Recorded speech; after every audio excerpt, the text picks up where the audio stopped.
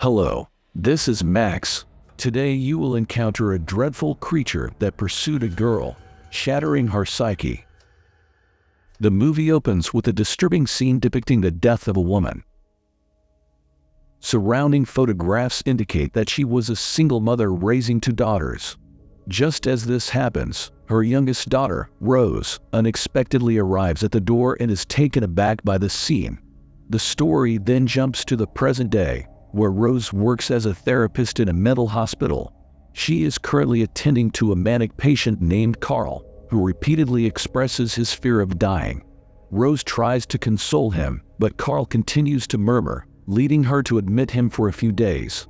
After finishing her work, Rose prepares to leave but is assigned another case involving a patient named Laura. Reluctantly, Rose meets Laura and discovers that she is suffering from oppression after witnessing her professor commit a terrible act. Rose suggests that Laura's paranoia is a normal response to death, but Laura insists that she is not crazy. In reality, she is acting strangely because a creepy entity with a sinister smile is following her everywhere, saying, "You are going to die." Suddenly, Laura collapses to the floor and screams as if she has seen something horrifying. Sensing the urgency, Rose calls for help. When she turns around after making the call, she is shocked to see Laura standing upright, appearing calm but wearing a haunting smile. Unfortunately, before assistance arrives, Laura takes a shard of broken pottery and commits a tragic act, leaving Rose horrified. Following this incident, two detectives, one of whom is Joel, Rose's former boyfriend, arrive at the hospital. They question Rose, but she is too terrified to speak. The only detail she shares is that Laura had a disturbing smile on her face when she committed the tragic act. Once the formalities are done, Rose finally returns home, seeking relaxation. She decides to take a shower and then pour herself a drink. However, she is startled when she notices Laura standing in a corner. Just as this happens, her fiancé Trevor enters the room, momentarily surprising her. Concerned, Trevor asks if everything is all right, and Rose nods, swiftly changing the topic. Later that night, Rose and Trevor join Rose's sister Holly and her husband for a dinner outing. The conversation revolves around their respective work lives, but Rose appears distracted, unable to shake off the disturbing memory of Laura's demise.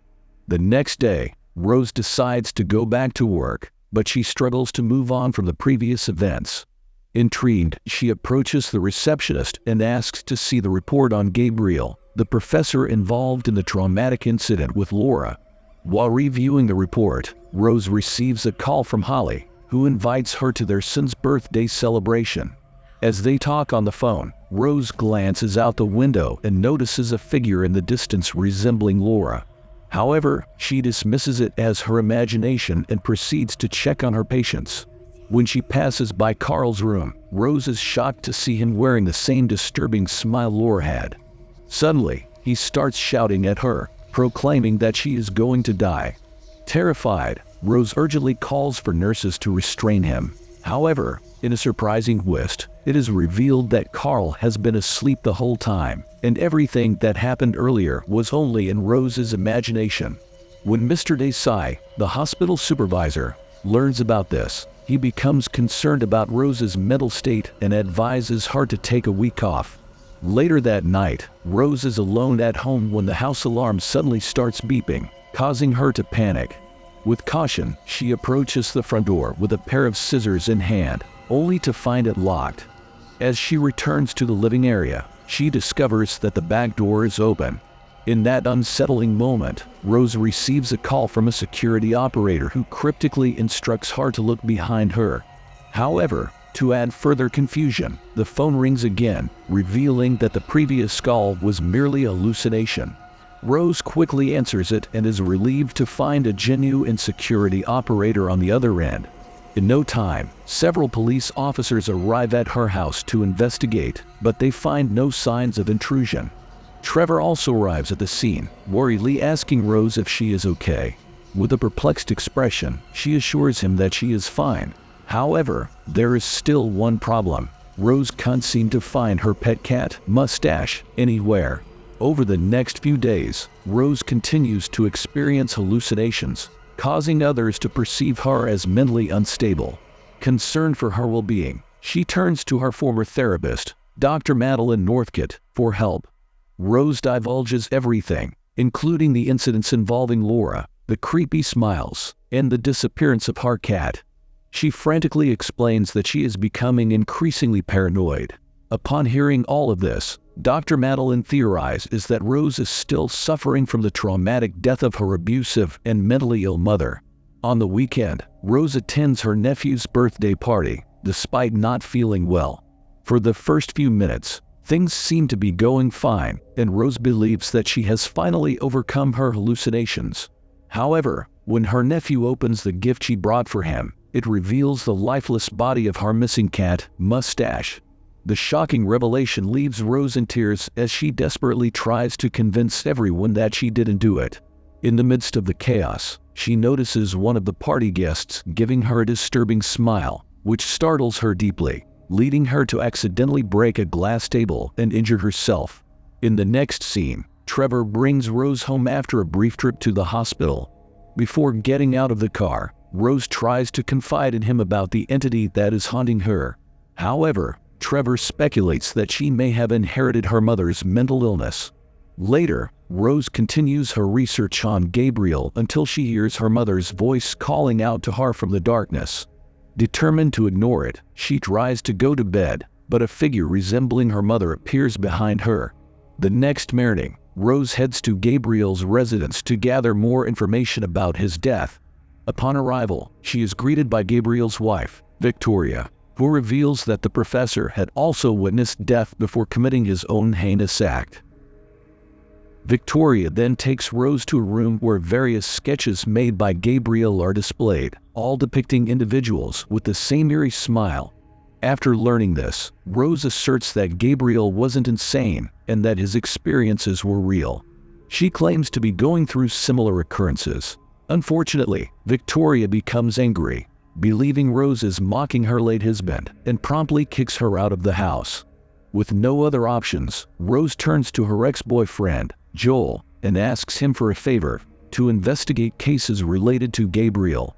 Though hesitant at first, Joel agrees, driven by their past relationship. Joel accesses reports on his laptop and discovers that Gabriel had witnessed a woman named Angela commit a similar act. Joel then conducts research on Angela and finds that she, too, had witnessed a self-inflicted death. When they watch recorded footage, they see a man smiling before committing the unthinkable in front of Angela.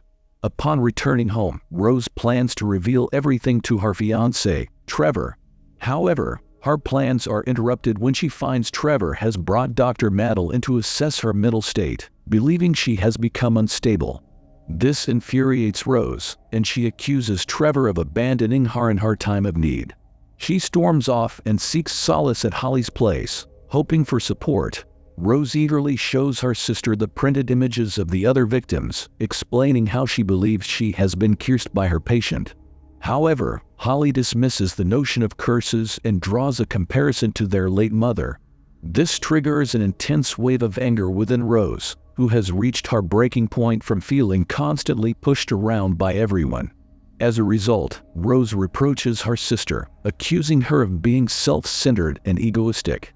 Frustrated, Rose returns to her car to calm herself down. Suddenly, Holly emerges from the house and taps on the car window.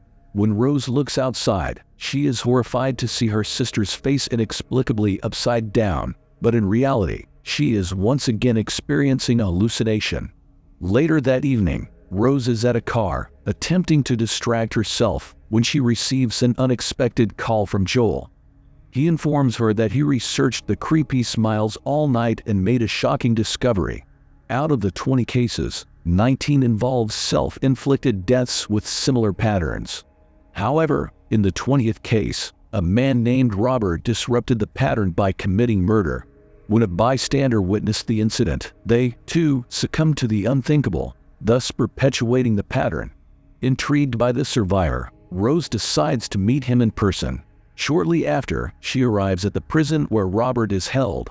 Rose approaches him, pretending to be a patient experiencing a similar ordeal. In response, Robert reveals that the entity thrives on trauma, and the only means of escape is to commit a brutal act of murder in front of a witness, thereby traumatizing them. Hearing this, Rose becomes angry and vehemently declares that she cannot kill anyone, inadvertently exposing herself as being cursed by the entity. As a result, Robert panics, and the guards quickly intervene, taking him away. Later, when Rose returns home, Dr. Madeline unexpectedly pays her a visit. The two engage in a conversation, which is interrupted by a phone call. Reluctantly, Rose answers, only to discover that the caller is none other than Dr. Madeline herself. This revelation indicates that the person next to her is the entity. Suddenly, the entity smiles and utters the words, "Time is running out." In the next scene, Rose is seen driving to the hospital, armed with a knife. She heads straight to Carl's room, where she confronts him. Just as this happens, Mr. Desai enters the room, cautioning Rose about her presence around the patients and inquiring about her well-being. Ignoring his words, Rose unexpectedly brandishes her knife and repeatedly stabs Carl, seemingly attempting to pass on the curse by murdering the unfortunate man. However, despite what is happening, he continues to maintain a creepy smile, seemingly unaffected by the pain. The next moment, Rose wakes up in her car, realizing that the entire sequence was yet another hallucination. Morgan approaches her vehicle and questions her presence, but Rose hastily speeds away without offering any explanation. Noticing the presence of a knife in Rose's car, Morgan immediately contacts Joel, informing him about the situation. Subsequently, Rose drives to her abandoned childhood home, seeking isolation from others as she fears she may harm someone. Arriving at the house, she hears a peculiar noise and investigates, only to encounter the entity taking on the form of her mother. However, Rose is no longer frightened. She confronts the entity, demanding it to cease its torment. Following this confrontation, the movie shifts into a flashback, revealing the day when Rose's mother had actually been alive when Rose discovered her. Shockingly, the young girl chose not to call for help, harboring a deep hatred for her abusive mother and wishing for her demise. In the present, the entity transforms into a tall, menacing figure and swiftly attacks Rose, overpowering her and pinning her to the ground. It declares its intention to forever torment her mind. However, Rose summons her inner strength and breaks free by striking the entity with a lamp, causing it to catch fire. She escapes the house, symbolically letting go of her trauma. After the terrifying ordeal, Rose drives back to Joel's house, seeking refuge for the night. He agrees and assures her of his support. However, as he speaks, a disturbing smile forms on his face. Alarmed, Rose hastily leaves the house, only to find herself back outside her old house. This revelation indicates that her previous experience was a complete hallucination. Shortly after, the real Joel calls out her name, triggering panic within her. She rushes back inside, barricading herself to prevent Joel from being cursed. This is when the essence shows its true form. Witnessing this horrifying sight, Rose succumbs to a nervous breakdown, falling into a state of trauma-induced paralysis. Then, in a chilling scene, the entity forcibly penetrates her. In the final scene, Joel manages to break through the front door, only to witness Rose setting herself on fire with a smile on her face, effectively passing the curse onto him. Thank you for watching. You can subscribe and give this video a like. Goodbye.